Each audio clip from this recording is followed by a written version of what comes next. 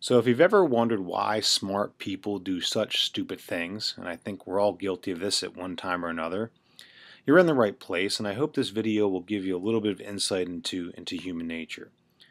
Now, I operate from what I believe to be a universal truth, and the universal truth is this. We all have our own answers. We all really know what we need to be doing in any given moment. But I think if we're honest with ourselves, we'll admit that, a lot of times we just don't do the things that we know are in our best interest. As a simple example, if we're faced with a decision for lunch and we're looking at a cheeseburger or we're looking at this salad, we're not thinking we should have the salad. We know with absolute certainty that we should have the salad. By the same token, if we're driving home from work and we're contemplating going to the gym or going straight home, we don't think we should go to the gym. We know that we should go to the gym. But I think if you're honest, and at least like myself, a lot of times I'm just going to drive straight home and get on the couch, even though I know I should be doing something different. Now, I think there's a lot of reasons why this sort of thing happens so regularly for us, but I think the biggest thing is that we're just so overwhelmed with stress. We're so overwhelmed with all of our responsibilities and the stress that it causes, and we're so overwhelmed with all the information that is being thrown at us all the time. And of course, the world is getting so much faster that we sort of lose our ability to access our own wisdom and to really have the clarity to do the things that we know are in our best interest, as much as we kind of know that we should be doing those things. And so what happens is we really kind of get confused about life sometimes. And we're really sort of conditioned to believe that we don't know what we need to be doing. And we're always looking outside for something or for someone else to kind of tell us what we need to be doing. But the truth is we know we're just so overwhelmed with our stress that we lose our ability to access our own wisdom. Well, this is one of my favorite quotes is experience without knowledge is ignorance. I think we all have experience like this, but the truth is we really don't have a knowledge base that explains why we do what we do. So as an analogy, does your life ever feel like this? Does your life ever feel like a huge puzzle without a picture and pieces are just piled up all over the place like this? I've asked a lot of people this question, and more often than not, people just kind of shake their head, just going, oh my God, that's exactly what it's like. Well, the knowledge base I'm going to pass on to you here today is really like the picture of a puzzle. Now, just as in the case with a puzzle, even if you have the picture, it's not always easy, and you have to kind of figure out your own approach. You have to do it at a pace that works for you, but at least it gives you a frame of reference that you can kind of work from, and that's really what this is about. Now, key insight coaching really starts with a picture of the puzzle, and the picture of the puzzle starts with a basic understanding about emotional intelligence. Emotional intelligence really means kind of what it sounds like, being intelligent or being smart about our emotions. So that starts with understanding what we're feeling and why we're feeling it. And then it involves being able to, knowing how we can shift our thinking and behavior to create improved emotional states. It also involves the ability to look at other people and know what they're feeling and being able to adjust the way that we're being to get the best interactions with other people. Now, emotional intelligence is a concept that runs very deep, but it all boils down to awareness, and it all starts with self-awareness. And you can see from this picture here, I'm not sure if you've heard this or not before, but roughly only 10% of an iceberg is above water, the rest is beneath the surface. Same thing kind of is true for emotional intelligence. It's really very easy to understand on the surface, but it takes some digging to really sort of know what it really means to be emotionally intelligent. And the truth is, most of us dramatically overestimate just how self-aware we are. Michael Scott on The Office is a perfect example of this phenomenon. And it's very easy to look at him or look at other people and kind of see how they're doing it and kind of go, oh my God, look at that. He's just clueless or she's clueless. It's easy to see in other people. It's not so easy to see in ourselves. But the truth is that we all do this to an extent. And if we're not really committed to looking internally, we can get tricked and we're missing out on a lot by not sort of looking at what's really going on beneath the surface. So the bottom line is that we're all just kind of asleep at the wheel to an extent. Okay, we all do this, and I'm not pointing the finger at anyone. I mean, all of us as a culture, we are not nearly as conscious as we like to think that we are. And so this is really about waking up. It's about waking up and recognizing that, what am I not seeing, and really, again, committing to that investigation. However, I think there is a knowledge base that can help us along our way. And one of the most important things that I've learned is that emotions are real chemicals. Okay, they're not just, I think a lot of us tend to think of emotions as just some abstract things, but they're really not. They're actual chemicals. I like to think of these chemicals as much like clouds in our head.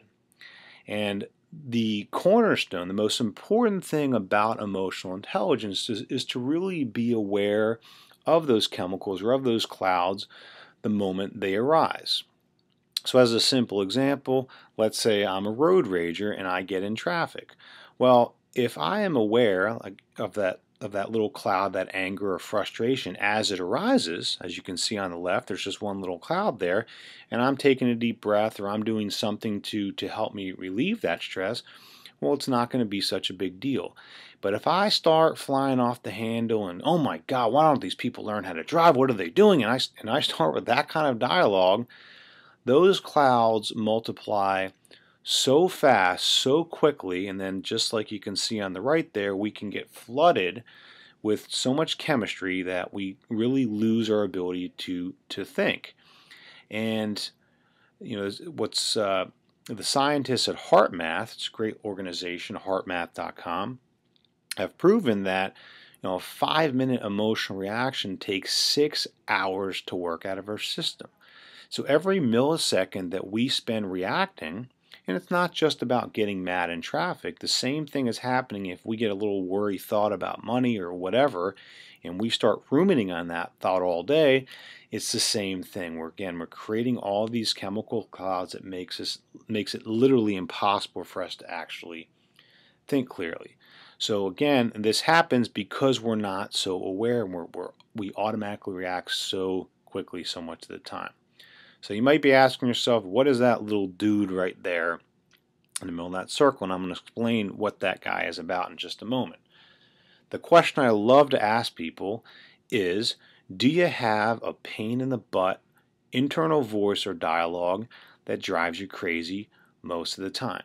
Okay, if you're not saying yes to that question, the truth is yours is probably much more active than the average person's. It's just much better at tricking you, because the truth is we all have that voice. Now, a couple things I like to teach about that voice. The first thing is that voice is not who we are.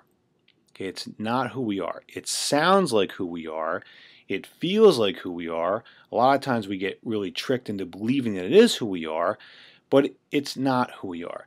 That voice is what I like to call the silly little ego. It's just unconscious dialogue, okay, the inner dialogue that runs all the time. Now, that voice, that dialogue, is an anxiety chemistry producing voice. And when that's going, as active as it is for most of us, it's literally flooding our brain and body with chemicals. As you can see on the left, when that's happening, it can be very difficult to actually think clearly on a regular basis. Now, as I mentioned before, I think we all really know what we need to be doing in any given moment. There's a part of us that just knows.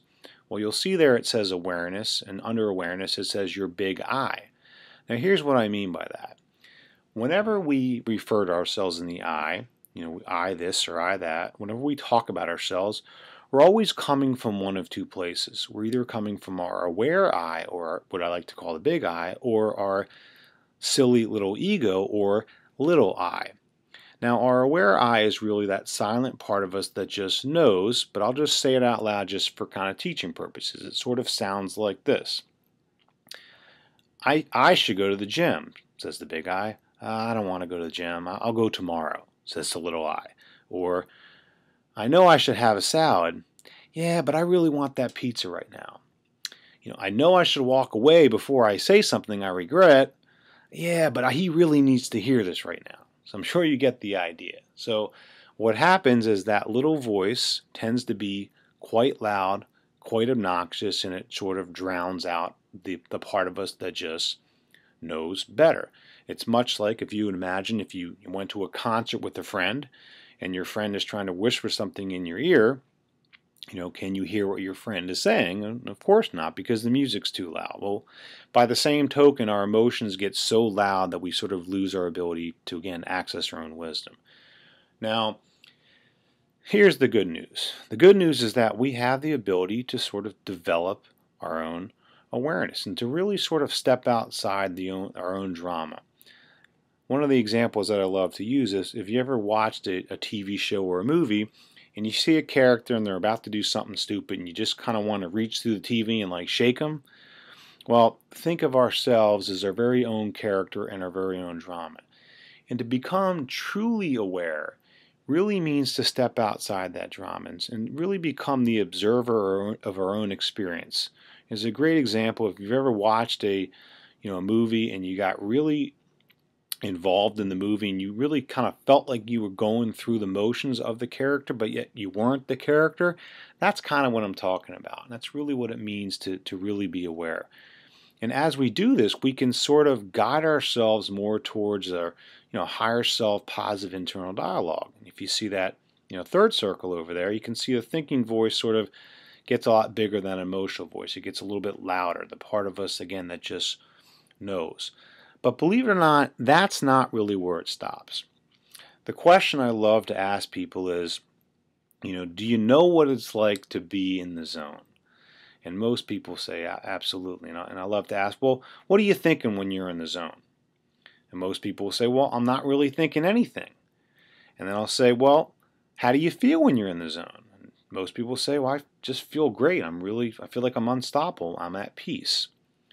Here's one of the favorite things I like to teach is this. The feeling we get when we're in the zone is our awareness. Okay, that's our presence. That's our true identity.